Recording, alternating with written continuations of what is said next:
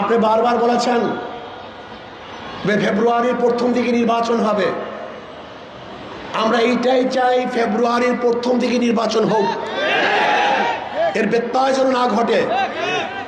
কোনো দলকে কেন্দ্র করে, কোনো ব্যক্তিকে কেন্দ্র করে নির্বাচন পিছানোর কোনো ষড়যন্ত্র বাংলাদেশের জনগণ গ্রহণ করবে না। আমরা দেখছি বর্তমান নির্বাচনকে পিছানো ষড়যন্ত্র চলছে, বিভিন্ন রিপোর্টও আসছে। যারা এতদিন পর্যন্ত নির্বাচন নির্বাচন নির্বাচন জিকির ছিল, নির্বাচন ভোরের জিকির নির্বাচন, দুপুরের জিকির নির্বাচন, সন্ধ্যার জিকির নির্বাচন, তারা এখন নির্বাচন নিয়ে জিকির করছে না, বরং মনে হয় নির্বাচনের কথা ভুলিয়ে গেছে। কারণটা কি? হঠাৎ করে নির্বাচনের জিকির বন্ধ কেন? মাঠ পর্যায়ে জরিপ করে দেখছে পায়ের নিচে মাটি খালি হয়ে গেছে।